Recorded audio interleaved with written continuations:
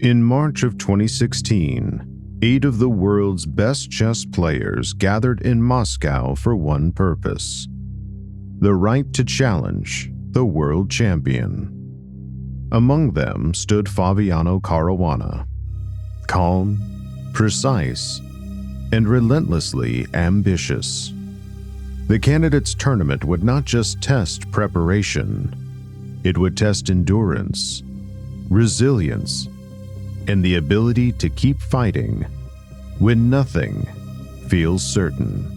For Caruana, this was more than a tournament. It was the closest he had ever been to destiny. But what no one could see, what no one could possibly know, was that his tournament began not with confidence, but with survival. Even before the games began, the struggle was already underway. Well, I've kind of shared this sometimes privately, not publicly before, but I was extremely sick for the first 7 rounds of the event, basically. I had a very high fever. I was like almost delirious. And one night I got up and I was very confused, very delirious. And it was probably like 4 in the morning. I'm not sure the exact time. And I just got out of the room. I barely dressed, just dressed in night clothes and walked to the elevators. And then I came to my senses around the time I was at the elevator. I was like, what am I doing here? I rushed back to my room. I was like very, very high fever. I still remember that pretty clearly. While the chess world watched the standings, Caruana was simply trying to function, to sit at the board, to think clearly, and endure. He began the tournament with 7 straight draws. Not the explosive start of a challenger, but the quiet persistence of someone refusing to fall behind. Somehow, during the tournament, I was fighting well. It was actually one of my better, I think, psychological approaches to the candidates that I've had.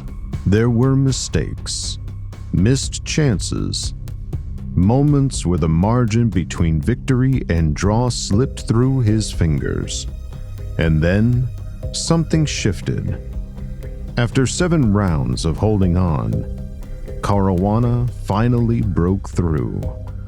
And with it, the entire tournament changed.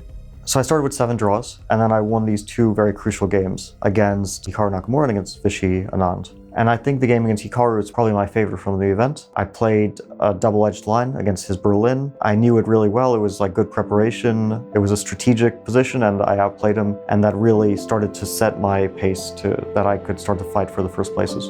For the first time, the tournament opened up. The fog of illness lifted. The rhythm returned. The confidence followed. And suddenly, Caruana wasn't just surviving anymore. He was contending. Against Anand, he struck with preparation that landed with precision and force. It pushed him to the top of the standings, tied for first place. The dream was no longer distant. It was immediate. It was real. But the candidates is never a straight path. It is a test of accumulation, of pressure, fatigue, and moments that linger longer than they should. Opportunities came and went. Games that could have been won were drawn. Positions demanded perfection and offered none. And still, round after round, Caruana held his place at the top. Heading into the final stretch, the tournament had narrowed to a single storyline. 2 players, 1 place, 1 chance at the World Championship. I got very close to qualifying, and it came down to the last round. I was sharing first with Sergei Karyakin, and I had to beat him because the tiebreak situation wasn't in my favor. Winning on demand with black pieces against a top player is borderline impossible. And yet, there was no alternative. I mean, I was just trying to pump myself up that it's possible to do this. You're just 1 win away. I don't know if I fully believed in it, but I mean, what can you do in that situation? You kind of have to win. So he chose to fight, not to equalize, but to create a game that couldn't be controlled from the start. And then the rest was just like thinking of something to play that he wouldn't be able to sterilize the game from the very beginning. And we came up with something that actually worked out okay. I mean, the game didn't go straight to a draw. It was a complicated position, but he played well.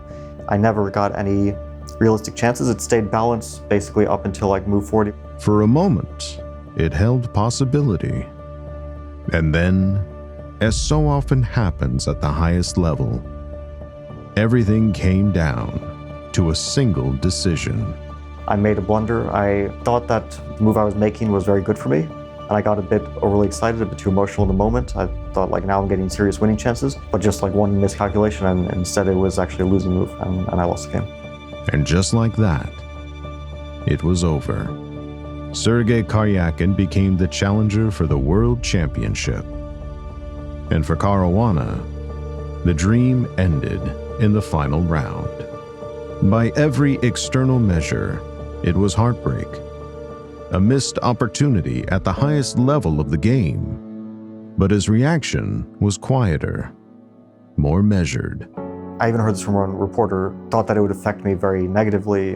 And I somehow didn't feel it so much. In hindsight, of course, yeah, it was a close call. And at the time, I wasn't like super disappointed. I think that was good, probably, that I didn't let it get to my head too much. Because beneath the result, there was something else, something more important. Growth.